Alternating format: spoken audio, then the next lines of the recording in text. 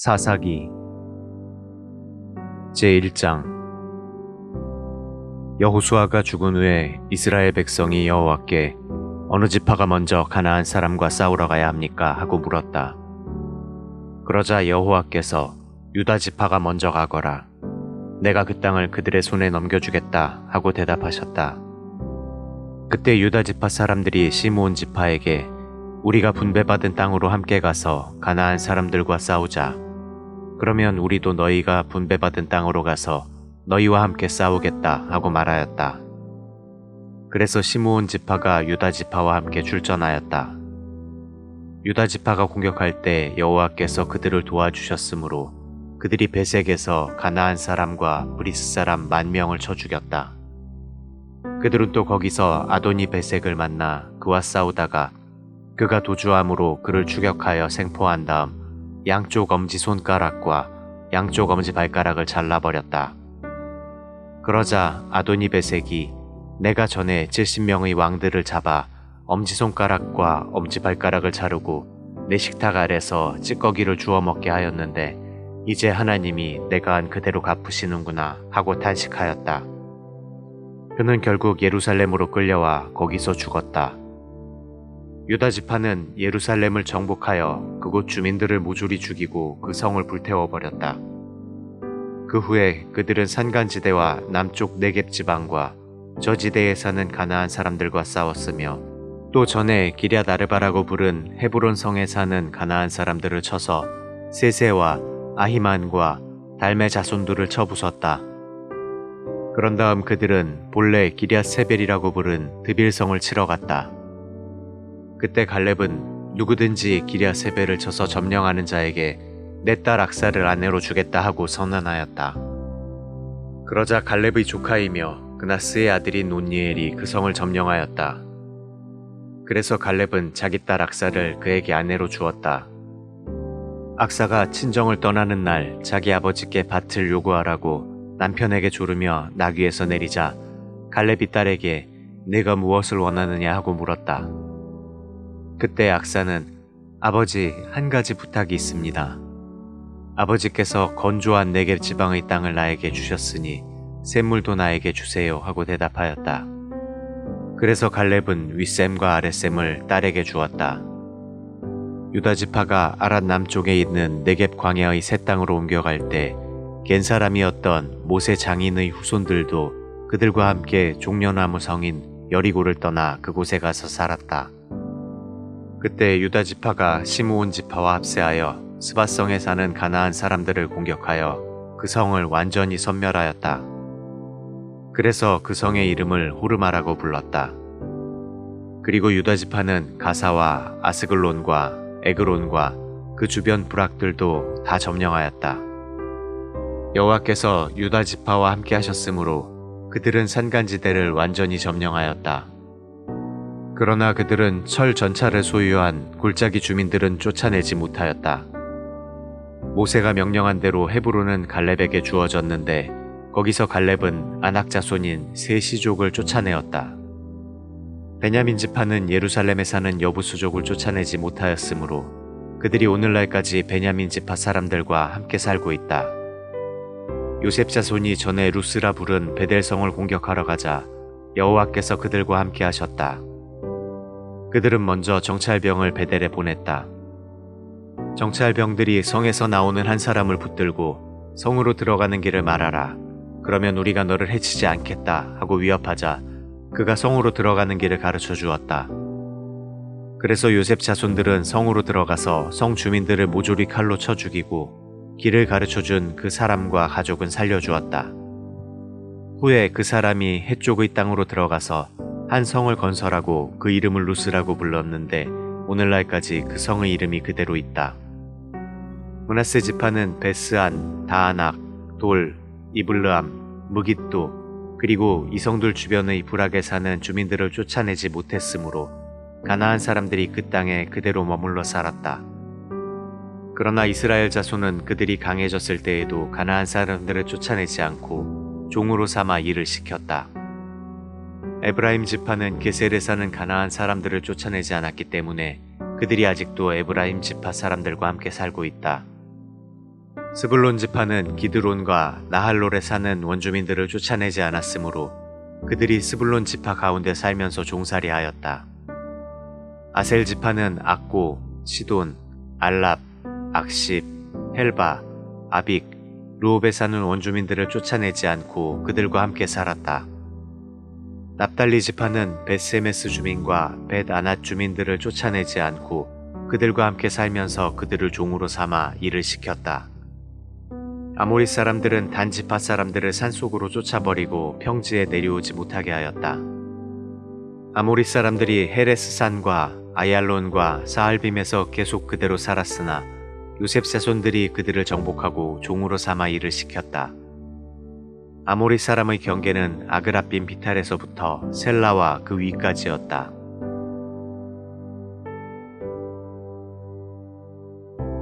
제2장. 어느 날 여호와의 천사가 길갈에서 복임으로 올라와 이스라엘 백성에게 이렇게 말하였다. 나는 너희를 이집트에서 인도해내어 너희 조상들에게 약속한 이 땅으로 들어오게 하였다. 내가 너희에게 너희와 맺은 계약을 어기지 않을 테니 너희도 이 땅에 사는 사람들과 계약을 맺지 말고 그들의 단을 헐어버려라고 했는데 너희는 내 말에 불순종하였다. 너희가 어째서 이렇게 하였느냐? 내가 분명히 너희에게 말하지만 나는 그들을 너희 앞에서 쫓아내지 않겠다. 그러므로 그들이 너희에게 가시와 같은 존재가 될 것이며 그들의 신들은 너희에게 덫이 될 것이다. 여호와의 천사가 이 말을 했을 때 모든 이스라엘 백성은 소리 높여 울었다. 그래서 그들이 그곳을 복임이라 부르고 거기서 여호와께 제사를 드렸다.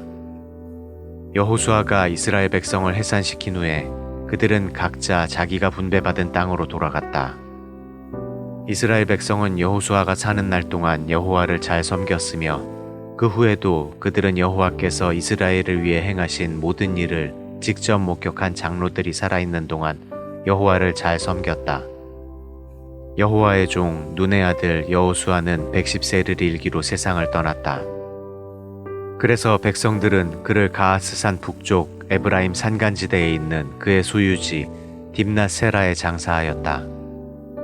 그리고 그 당시 사람들도 마침내 다 죽어 없어지고 새로운 세대가 일어났는데 이들은 여호와를 알지 못하고 여호와께서 이스라엘을 위해 행하신 일도 알지 못하는 자들이었다. 이스라엘 백성은 여호와께 범죄하고 바알 신들을 섬기기 시작하였다. 그들은 이집트에서 이스라엘 자손을 인도해내신 그들 조상의 하나님 여호와를 저버리고 그 주변에 있는 이방 민족들의 신들을 섬겼다. 이와 같이 이들은 여호와를 버리고 바알과 아스타롯을 섬겨 여호와를 노하게 하였다. 그러므로 여호와께서는 이스라엘 백성에게 분노하셔서 그들을 약탈자의 손에 넘기고 또 그 주변 원수들의 지배를 받게 하셨다. 그래서 그들이 다시는 원수들을 당해낼 수가 없었다. 그들이 어느 곳으로 출전하든지 여호와께서 말씀하신 대로 그들을 치셨으므로 그들은 큰 곤경에 빠지게 되었다. 그 후에 여호와께서는 사사들을 일으켜 이스라엘을 약탈자들의 손에서 구출하셨으나 그들은 사사들에게도 순종하지 않고 장려짓을 하듯이 다른 신들을 섬기고 절하였다. 그들의 조상들은 여호와의 명령을 순종하였으나 그들은 여호와를 저버리고 그 명령에 순종하지 않았다. 여호와께서 사사를 세우실 때마다 그와 함께 하셔서 그가 사는 날 동안 이스라엘 백성을 그 원수들의 손에서 구해내시고 그들이 고통과 압박으로 신음할 때 그들을 불쌍히 여기셨다. 그러나 사사가 죽으면 백성들은 옛 습성으로 되돌아가 그들의 이전 세대보다 더 부패하여 다른 신들을 섬기고 절하며 그들의 악한 행위와 못된 습성을 버리지 못하였다. 그러므로 여호와께서 이스라엘 백성에게 몹시 노하셔서 이렇게 말씀하셨다. 이 백성들은 내가 그들의 조상들과 맺은 계약을 지키지 않고 나에게 불순종하였다. 그래서 나는 여호수아가 죽을 때까지 정복하지 못한 남은 민족을 더 이상 쫓아내지 않고 그들을 이용하여 이스라엘 백성이 그들의 조상들처럼 나 여호와의 명령에 순종하는지 안 하는지 알아보겠다. 그래서 여호와께서는 이 민족들이 그 땅에 남아있게 하시고 그들을 즉시 쫓아내지 않으셨으며 또 여호수아의 손에 그들을 완전히 넘겨주시지도 않으셨다.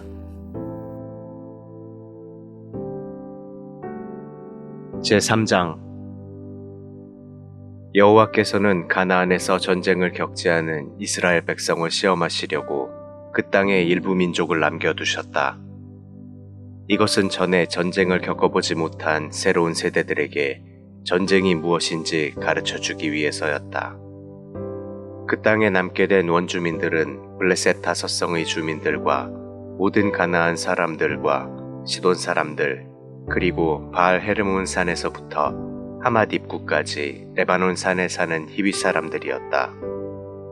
이들은 이스라엘의 새로운 세대를 시험하고 또 그들이 여호와께서 모세를 통하여 그들의 조상들에게 주신 명령에 순종하는지 안 하는지를 알아보기 위해서 여호와 하나님이 남겨두신 자들이었다.